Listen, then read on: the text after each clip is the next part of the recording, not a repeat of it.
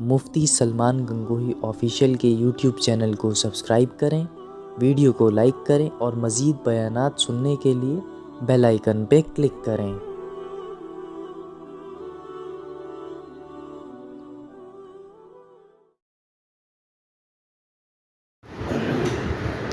قال اللہ تبارک و تعالی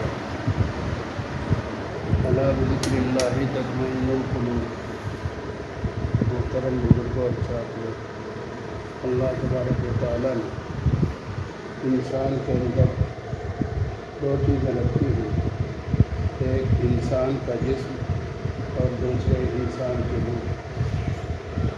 اگر انسان کے جسم کو غذا نہ ملے کچھ دیر کے لیے تو وہ کیسا تڑپتا ہے، اور مستقل اگر اس کو غذا نہ ملے تو پھر کتنی بے چینی اور کتنا اضطراب ہوتا ہے۔ اور جسم کی غذا کھانا اور پینا ہے، اور روح کی غذا اللہ کا ذکر ہے۔ تو جس طریقے سے ہم جسمانی طور پر کھانا بھی کھاتے ہیں اور جسم کو غذا یعنی پانی بھی دیتے ہیں، اور دوسری چیزیں بھی ہم جسم کو وقتاً فوقتاً دیتے رہتے ہیں، تو اسی طرح ہمیں چاہیے کہ ہم روحانی غذا بھی اس جسم کو دیں، اور روحانی غذا اللہ کا ذکر ہے۔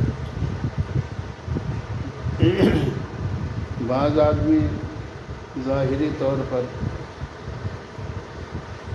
ہٹے کھٹے اور بہت ہی تندرست نظر آتے ہیں، لیکن ان کا جسم بے چین ہوتا ہے، ان کے جسم کو سکون نہیں ملتا۔ تو اسی وجہ سے کہ ہم جسم کو تو غذا دیتے ہیں لیکن اس کی جو روح ہے اس کو غذا نہیں دیتے۔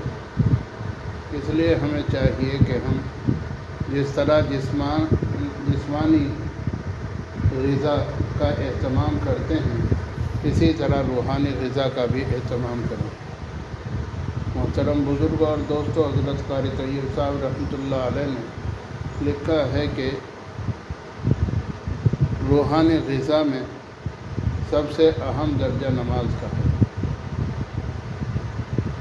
قیامت میں سب سے پہلے نماز ہی کی پوچھ ہوگی۔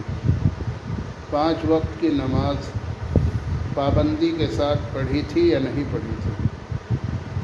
یوں تو جب اللہ تبارک و تعالیٰ کے سامنے پیشی ہوگی 5 سوال ہر آدمی سے کیے جائیں گے، اور جب تک وہ 5 سوالات کا جواب صحیح نہیں دے دے گا وہ قدم نہیں ہٹا سکتا۔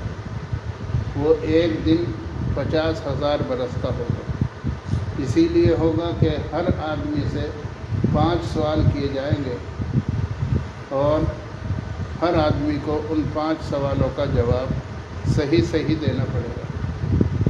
مال کہاں سے کمایا، کہاں پر خرچ کیا، اپنے جانے ہوئے مسائل پر کیا عمل کیا، عمر کس چیز کے اندر فنا کی، جوانی کس چیز کے اندر خرچ کی۔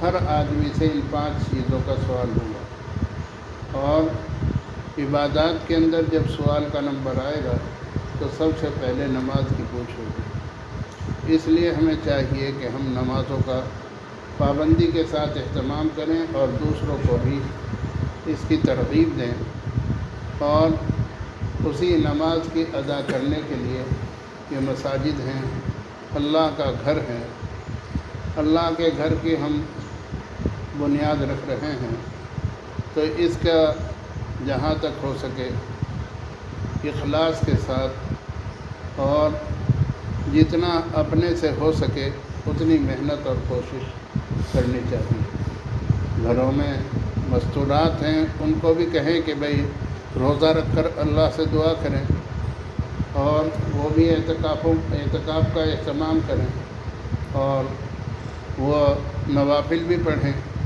مرد حضرات مسجد کے اندر آ کر جتنی دیر بھی ہو سکے اعتکاف کا اہتمام کریں، اور زیادہ اگر نہ ہو سکے تو جب سے مسجد میں آئیں اسی وقت سے مسجد میں اعتکاف کی نیت کریں، اور جب تک مسجد کے اندر رہیں تو اعتکاف کی حالت میں رہیں۔ اعتکاف کی حالت میں اللہ تبارک و تعالیٰ دعائیں بہت زیادہ قبول کرتا ہے۔ جناب رسول اللہ صلی اللہ علیہ وسلم نے ارشاد فرمایا، ایک رات کا اگر کوئی شخص اعتکاف کرتا ہے تو اس کے اور جہنم کے درمیان بڑی بڑی خندقیں حائل کر دی جاتی ہیں۔ تو محترم بزرگ اور دوستوں، ہمیں چاہیے کہ ہم دعاؤں کا بھی اہتمام کریں، نوافل کا بھی اہتمام کریں، اعتکاف کا بھی اہتمام کریں، اور جتنی اپنے سے ہو سکے اتنی ہمت اور کوشش کرنی چاہیے۔ روزانہ کچھ گشت کر لیں، اور جتنا اس کے لیے ہم کوشش کریں گے، اللہ کے گھر کے لیے جتنی کوشش کریں گے، اللہ تعالی ہمارے کاروبار میں بھی، ہماری کھیتیوں میں بھی، ہمارے رہن سہن میں بھی، ہماری اولاد میں بھی، ہمارے مال میں بھی اللہ تعالیٰ برکت عطا فرمائیں گے۔ اللہ تبارک و تعالیٰ عمل کی توفیق عطا فرمائے۔